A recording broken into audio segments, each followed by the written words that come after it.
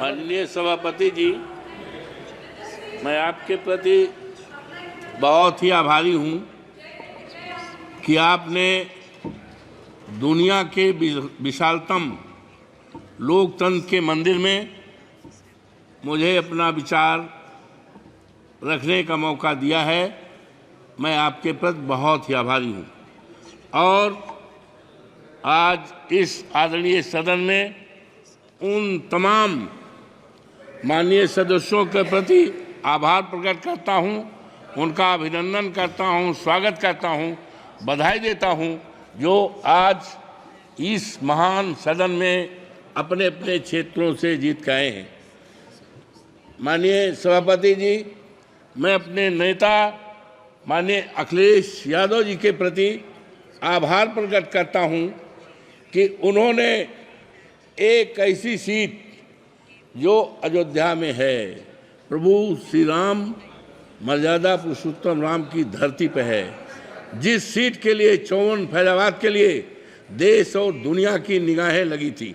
और आज मान्यवर, आज जब चुनाव हो गया है, जब वहाँ की देवतुल्य मतदाताओं ने मुझे चुनाव जिताकर भेजा है, तो आज केवल हिंदुस्तान में ही नहीं, सारी दुनिया में चर्चा है।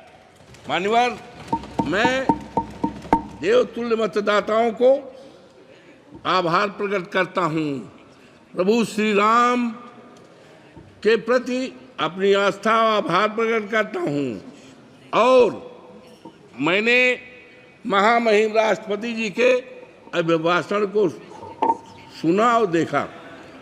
मान्यवर, ये 29 पृष्ठ का है, लेकिन मुझे खेद है कि महामहिम राष्ट्रपति जी का नाम यहाँ होना चाहिए था, जहाँ संसद के समक्ष भारत के राष्ट्रपति का अभिभाषण।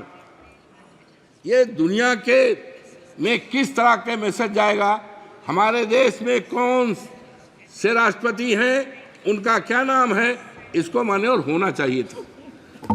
मान्यवर, मुझे बड़ा ही आश्चर्य हुआ जब ये 29 पेज के अभिभाषण में कहीं पर भी अयोध्या का नाम नहीं है, मर्यादा पुरुषोत्तम राम की धरती का नाम नहीं है, जहां से मर्यादा केवल अयोध्या में ही नहीं, सारे देश में मर्यादा अंकित हुई है, उसका कहीं चित्रण नहीं है।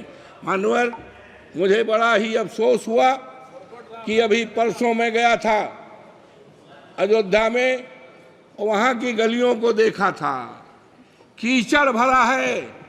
और जहाँ पर हमारे देश के आदरणीय प्रधानमंत्री जी ने 6 महीने पहले एक रेलवे स्टेशन का, जो अयोध्या के नाम है, उसका उद्घाटन किया था।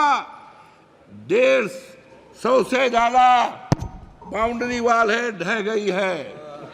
और सबसे दुखद पहलू है मान्यवर, सबसे दुखद पहलू है कि स्टेशन से आकर के केवल हिंदुस्तान के ही नहीं, दुनिया के न जाने कितने लोग प्रभु राम श्री राम के मंदिर का दर्शन करने के लिए जाते हैं।